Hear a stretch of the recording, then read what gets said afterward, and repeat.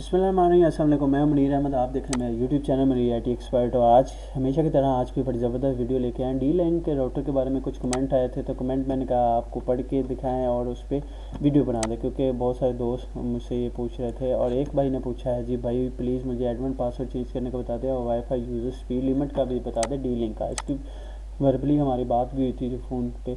तो अभी हमने ये राउटर खोल लिया। सबसे पहले आपको इसका पासवर्ड चेंज करने का तरीका बताते हैं। तो इसमें आ जाना आपने मैनेजमेंट के अंदर। मैनेजमेंट के अंदर आएंगे तो पासवर्ड आ जाता है। पासवर्ड आपका मैं लगा देता हूँ यहाँ पे एडमिन, एडमिन नहीं लगाता, क्योंकि एडमिन लगाओगे तो आपको जी एडमिन पे खुला है तो UBNT, और यहाँ पे UBNT लगा देते हैं और यहाँ पे भी UBNT लगा देते हैं। ठीक है, और उसको अप्लाई चेंज करते हैं। अप्लाई चेंज अब ये रीबूट हो चुका है। जब ये वाला साइन आ जाए तो समझो ये रीबूट हो चुका है। तो हम इसको रिफ़्रेश करते रहेंगे। जो ही ये अभी नहीं आया, जो ही ये आएगा तो पहले हमसे यूज़र नेम पासवर्ड मांगेगा।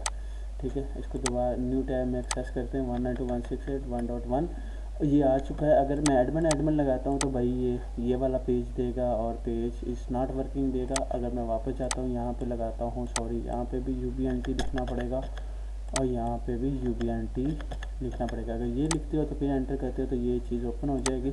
और एडवांस में चले जाना है। एडवांस में चलने के बाद आप बैंडविड्थ कैसे कंट्रोल करना है।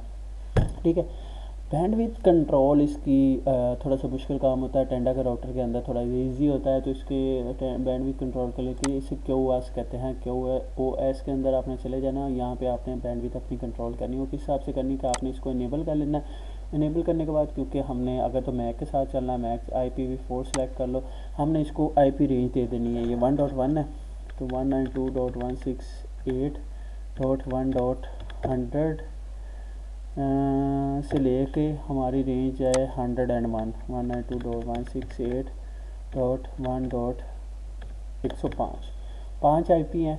तो इसके अंदर हमें जो गारंटीड मिनिमम बैंडविड्थ देनी है, मैक्सिमम देनी है तो यहाँ केबीज में देनी है। केबी मतलब 1 MB का जो ट्रांसफ़र रेट होता है 125 KB। फॉर एग्जांपल मैं यहाँ पे देता हूँ 256 KB। ठीक है, ये 256 आपने लिख देना है। ये KB में खुद ही हो जाएगा और डाउनलोड भी आपने 256। ठीक है, उसके बाद कमेंट लिखना है कि ये मुनीर की है तो मुनीर वाला आ जाएगा। ठीक है, नीचे ये मैक एड्रेस खुद ले लेगा। इसको मैं अप्लाई चेंज करता हूँ।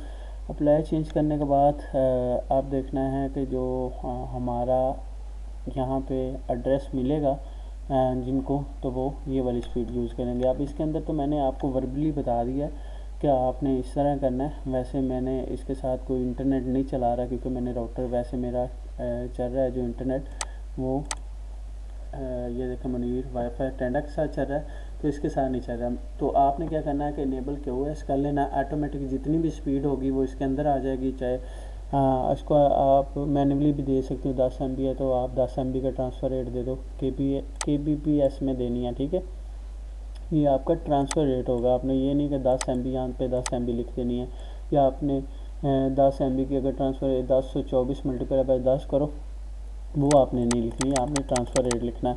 इसको इनेबल कर लेना है। उसके बाद आपने इतना IP दे देना है कि इतने से इतने IP तक ये मिले। अभी रिस्ट्रिक्टेड मैक्सिमम बैंडविड्थ है कि मैं यहाँ रिस्ट्रिक्ट लगा रहा हूँ। ठीक है, और यहाँ से जो ही मेरी इन IP से 101 से लेके 105 तक कनेक्ट होगा तो मेरा मैक एड्रेस भी आ जाएगा और मुझे ये वाली स्पीड जाएगी। ठीक।